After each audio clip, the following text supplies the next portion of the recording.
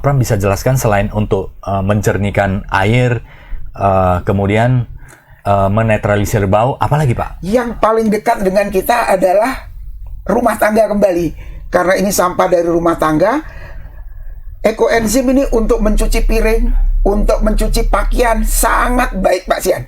Dia mengganti sabun. Pengganti Bisa. sabun. Tapi kan sabun kan lemak-lemak kan ada. Kadang-kadang misalnya ya piring kan ada sedikit lemak, minyak, itu bisa. Ini lebih bagus dari sabun untuk membersihkan lemak. Lebih bagus dari sabun yang kita pakai. Ya. Dan itu bisa seperti gak berminyak? Tidak berminyak. Dia Bapak bisa coba. Akan mengikat minyaknya juga. Betul. Nah, saya sendiri kebetulan sudah mengurangi penggunaan sabun dan sampo. Iya. Kita pakai untuk mandi ini Pak Sian. Pengganti sabun. Ya. Jadi dia nggak perlu banyak, satu sendok saja dicampurkan dengan air gitu. Ya. Itu ini satu tutup ini sudah bisa dicampur dengan 1 liter air Pak. Dan tidak menyebabkan bau ya, khususnya bau akan Ya, diserap semuanya. Ya, ini adalah aroma buah. Jadi tergantung Bapak milih buahnya. Buah apa? Kamar mandi bisa bersih. Kamar mandi ya, bersih. Bisa. Aroma-aroma yang biasanya bisa. kurang agak menyengat itu bisa dinetralisir ya. Bisa. Nah, untuk radiasi teman-teman Tribuners, ini tidak perlu dibuka. Tetap saja dalam posisi tertutup. Letakkan di sebelah atau di dekat barang-barang elektronik, maka dia akan mengurangi radiasi. Begitu. Ada alat ukurnya Pak. Jadi alat ukur, kita pernah mengukur sebelum dan sesudah ada ekoenzim, radiasi itu sangat berkurang. Ya. Nah, kalau untuk ketenangan, nah ini kalau untuk ketenangan jiwa, kita bisa taruh dalam botol tertutup ini di bawah tempat tidur, begitu. Bisa itu juga. Pengaruhnya sangat kuat. Begitu, makanya ekoenzim ini disebut cairan ajaib. Dan itu dipopulerkan oleh profesor di Thailand ya? Oleh sekarang beliau, Dr. Rosukan itu menjadi seorang biksu. Beliau lah yang menemukan cairan ajaib ekoenzim. Untuk membantu masyarakat. Di Malaysia itu sudah memasyarakat. Kita baru ini saja di Bali menggeliat, sebelumnya sudah dari sisa sayuran dan sisa buah-buahan yang bisa bermanfaat untuk kita dan lingkungannya. Ya. Menarik Pak Pram. Nanti saya akan mencoba ini Pak Pram ya. Dimulai dari rumah dulu. Dari rumah. Sangat menginspirasi. Nah ini Pak Usli. Pak Usli begitu banyak kegiatan seperti yang tadi pertanyaannya untuk Bapak, bisnis, tim, kemudian supplier, kemudian relasi dari luar, termasuk dari bank ya, pemerintahan, yang menjadi rutinitas di sebuah perusahaan. Dan bagaimana balancing kegiatan sosial lingkungan ini dengan kegiatan apakah ada, kalau dihitung dari persentasenya, apakah mungkin investasi untuk sosial berapa persen waktunya? Ya kan? Kalau memang seperti itu. Karena terkadang saya ada melihat ini seperti ada beberapa konglomerat di Indonesia semakin banyak lakukan kegiatan baik, sampai bertanya ini kapan dia melaksanakan tugas dan sebagai CEO atau direkturnya kan, kok bisa perusahaan ini maju dan berkembang. Ini bagaimana Pak? Apakah memang kalau ada kaitannya seperti apa yang kita buat itu apa yang kita bisa menikmati seperti itu? Ya, kalau seperti filosofi kita percaya seperti itu. Ya. Saya berpegang sebenarnya filosofi dari guru kita ya. Yaitu do your duty. Don't worry, be happy. Jadi sebenarnya kita selama hidupnya kita ini kan banyak kekhawatiran. Wah, khawatir ini, khawatir itu. Kita nggak perlu khawatir. Kita happy aja. Itu yang sebenarnya orang lupa. Oke. Karena yang masa depan itu kan penuh misteri, kita nggak tahu kan. Iya, betul. Kita kalau kita terus memikirkan hal-hal yang belum tentu terjadi dan yang apa kita khawatir duluan kan kita rugi sendiri gitu. Kemudian itu masa lalu kita bawa terus kan, beban kan, nggak perlu gitu. Itu lakukan aja sekarang ini apa tugas kamu, ya kan? Apa kewajiban kamu sebagai seorang bapak, seorang anak. seorang pimpinan perusahaan, seorang yang bagian dari organisasi, lakukan aja sebaik mungkin, dan tanggung jawabnya kamu lakukan dengan sebaik mungkin, dengan tanpa beban tadi. Jangan terlalu banyak dibebanin. Pasti ada rasa tanggung jawab dan yang lainnya. Tapi kalau itu kita bawa terus kan berat. Ya. Kita letak yang lalu kita letak, yang masa depan kita letak, yang sekarang ini udah cukup udah. Dan kita Kerjakan dengan baik. merasa happy, itu kan jadi enteng gitu. Itu yang sebenarnya gak banyak yang mengetahui hal ini. Jadi kalau kita pakai prinsip ini, saya kira kita nggak rasa terbebani. Banyak orang bilang, wah Bapak kalau banyak seperti Pak Sindik baru sampaikan itu, saya bilang, saya entah ya kok beban itu nggak terlalu gitu. Iya. Karena yang saya nggak melihat yang akan datang dan yang sebelum, tapi yang sekarang ini apa di depan saya. Itu yang dilakukan ya. Itu yang harus kita lakukan dengan yang sebaik mungkin. Tentunya dengan banyak berdoa kan gitu, sama melakukan sesuatu itu jangan banyak salah lah. Semua banyak yang ke hal-hal yang baik, termasuk juga salah satu yang kita bicarakan hari ini untuk lingkungan hidup. Iya, menarik ini. Jadi balancing ya, ada kepuasan sendiri ya. Begitu Bapak melakukan, ada kebahagiaan Pak? Ya pasti. Makanya lebih sehat ya. Ya lebih hidup lebih sehat ya. Lebih antusias, lebih semangat, lebih apa. Jadi orang sekeliling kita ikut gitu juga kan, ikut happy, ikut semangat, ikut apa. Tapi kalau kita tiap hari stres, tiap hari terbebani, sedikit saja kita udah komplain, bagaimana kita bisa menikmati hidup gitu. Itu harus. Jadi itu mempengaruhi banyak hal, kesehatan, energi negatif kita juga gak banyak positifnya. Orang nyaman dekat-dekat kita kan. Daripada marah-marah terus ya, mau dekat aja. Kita dekat aja. Ya, jadi, takut ya. Dengan rahasia ini banyak yang mau bantu kita. Saya banyak. Sebegitu saya memikirkan sesuatu, ada datang nanti yang bantu. Itu mungkin. Dari sahabat Tribuners, mulailah praktek kita bersama ya. Saya juga sedang belajar ya apa yang disampaikan Pak Osli.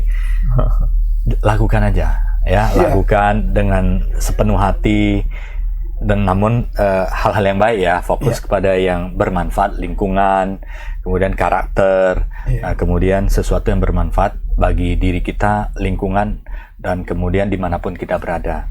Jadi jangan terlalu khawatir ya, khawatir itu bisa penyakit. Nah, seperti Pak Osli ya, Pak Osli dapat melakukan pekerjaan sebagai CEO, tapi juga melakukan hal-hal yang baik adalah sebuah kebahagiaan. Dan satu, sahabat Tribuners ya, begitu kita merasa bahagia, maka kita akan menarik banyak orang di sekeliling kita, ya. Dan kita akan bisa menyelesaikan, bisa berpikir, dan bisa mendapatkan solusi dari berbagai persoalan yang kita hadapi, sehingga apapun yang dihadapi semua dapat berjalan dengan baik dan lancar. Inilah ada foto terakhir Pak, coba dilihat, ada foto terakhir bagaimana tadi, terus ini kita sedang lakukan. Di atasnya satu lagi yang, nah Bapak bisa lihat bagaimana kegembiraan masyarakat yang kita dampingi, Pak. Karena kita sendiri seperti yang disampaikan Pak Osli bergembira. Nah, ini adalah salah satu sumbangsih kita di Yayasan Sayangi Alam Indonesia, mendampingi teman-teman petani yang sedang membuat kompos, Pak. Nah, ini adalah bagian dari perusahaan kami juga. Bagian pengabdian masyarakat. Luar biasa. Jadi, seperti itu, Pak. Jadi sahabat Tribuners, di mana kita menjalankan bisnis, membangun sebuah perusahaan, mendapatkan profit ya, dapat memberikan kontribusi kepada stakeholder, shareholder, dan kemudian karyawan. Tentunya lingkungan juga hal yang penting, karena sebuah perusahaan yang maju dan berkembang biasanya didukung oleh lingkungan ya, termasuk lingkungan yang alamnya maupun lingkungan SDM atau masyarakatnya sangat penting sekali. Kalau kita lakukan hal yang bermanfaat, pasti perusahaan itu akan jangka panjang dan ada kebahagiaan. Ada kebahagiaan ya. Seperti Pak Osli tetap awet muda ya. Sama Pak Pram ya. Nah, oke, ini begitu banyak kegiatan yang dilakukan ya, yang bermanfaat bagi lingkungan dan termasuk pembagian waktu. Lakukanlah dengan kebahagiaan, karena kebahagiaan itu akan banyak manfaatnya seperti yang disampaikan Pak Osli dan Pak Pram ya, mengenai betapa bahagianya dan mereka akan mendukung apa yang perusahaan visi dan misikan di dalam menjalankan sebuah bisnis. Ini pertanyaan final, Pak. Kedepannya, Pak, Yayasan Sayangi Alam Indonesia kan ada 3 pilar itu, Pak ya. Pilar pertama adalah tentang lingkungan, ya, artinya kelestarian lingkungan. Pilar kedua dimulai dari rumah. Go Green. Pilar ketiga adalah pendidikan dari mulai PAUD, Pak. Nah, tadi kan ini kan banyak ini. Bagaimana untuk dapat diimplementasikan ke seluruh Indonesia dari Pak Usli secara gambaran, dan mungkin ini sebagai momentum juga kita bisa menginspirasi dan mengajak seluruh untuk partisipasi hal yang baik ini yang bermanfaat bagi lingkungan. Silakan Pak Usli. Ya, sebenarnya kalau kita seperti tadi saya sampaikan itu di semua posisi kita, baik seperti Pak Pram itu kan di dalam satu komunitas gitu, kita mengajak semua bikin eco engine, itu sudah berbuat di bidangnya. Seperti saya juga di pendidikan, ya saya bagaimana saya juga ikut training guru-guru supaya mindsetnya itu mendidik anak-anak ke arah lingkungan hidup, membuat sesuatu yang baik, bermanfaat gitu. Termasuk saya sendiri di rumah tangga, di mana kita juga sampai di pekerjaan sekalipun kita kadang-kadang melihat apa yang saya bisa lakukan untuk di perusahaan ini sehingga arahnya satu visi dengan kita. Jadi seperti guru saya sering bilang bahwa do your duty, don't worry, be happy. Saya masih ingat ini. Kemudian lakukan saja, ya kan. Baik untuk diri kita sendiri, baik untuk orang lain, kemudian baik bagi banyak orang. Karena istilah ini kalau win-win solusi for everyone ya. Kalau dulu katanya kalau kita menjaga lingkungan hidup itu pasti perusahaan itu mengalami kerugian. Coba sekarang saya bilang momentum ini sekarang ini beda. Begitu kita jaga lingkungan hidup, gas emisi yang kita itu hitungannya dolar. Akan di refund ya. Kredit karbon itu semua akan dihitung. Bagi perusahaan yang menjaga lingkungan hidup itu akan dimudahkan di segala bidang. Baik dapat ibaratnya dapat hadiah dari yang membuat di negara-negara Jepang, Eropa, mereka industri-industri itu mereka beli dengan kita kredit karbon karena mereka merusak lingkungan hidup. Bagaimanapun mereka harus wajib membeli kepada kita yang menjaga lingkungan hidup. Dan Indonesia adalah penghasil oksigen terbesar di dunia ya, dan bisa ikut menjaga kualitas udara ya, sehingga hutan-hutan nggak boleh tebang, padahal Eropa semua udah tebang-tebang ya. Dia nggak boleh tebang, dia minta kita yang nggak boleh deforestasi, tapi ya kalau ada dikompensasi kan bagus ya. Kita tetap menjaga lingkungan. Kemarin bukan deforestasi aja yang dikembangkan isu, saya bilang kita berpantang potong pohon. Berpantang potong pohon. Jadi hutan lindung udah pasti dilindungi pemerintah, nggak ada yang berani sentuh. Saya bilang di luar hutan lindung pula harus satu batang pohon pun kita jangan potong. Kalau kita berusaha begitu. Kalau memang menghalangi sekali, mau dibuat jalan atau apa itu lain cerita. Tapi tanam, gantikan. Gitu, kira-kira gitu. Jadi kita harus malah menanam pohon sebanyak-banyaknya sehingga kita banyak oksigen yang kita ini paru-paru dunia loh. Indonesia hutan terluas luar biasa ya. Pak Pram, semoga ini bisa menjadi inspirasi. Terima kasih Pak Pram dan Pak Usli yang sudah hadir di studio Tribun Medan. Ini benar-benar mengingatkan bahwa kita harus sangat peduli terhadap lingkungan, dan bisnis tidak akan mundur karena kepedulian kita.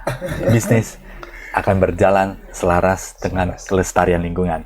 Mari kita praktekkan bersama. Lakukanlah hal yang baik bagi diri kita, bagi masyarakat lingkungan yang lebih luas, baru kita pikirkan lingkungan yang paling kecil dan diri kita. Selalulah berorientasi kepada hal-hal positif. Saya percaya, maka kita akan diberkati, langkah kita akan dimudahkan, perusahaan akan maju dan berkembang. Yang paling utama adalah kita selalu sehat. Pak. Ya kan Pak ya? Oke, terima kasih Pak Usli yang sudah berkenan hadir. Jangan bosan-bosan Pak untuk sharing sesuatu yang bermanfaat, karena Pak Usli ini keliling terus bersama Pak Pram di seluruh Indonesia dan internasional. Tentunya hal-hal baik akan selalu diperoleh, dan kita juga ingin mengetahui dan selalu sharing ya Pak ya. Salam kami Pak. Salam Zero Waste. Terima kasih sahabat Tribuners, sampai jumpa di Inspirasi Bisnis episode berikutnya yang selalu menarik untuk Anda.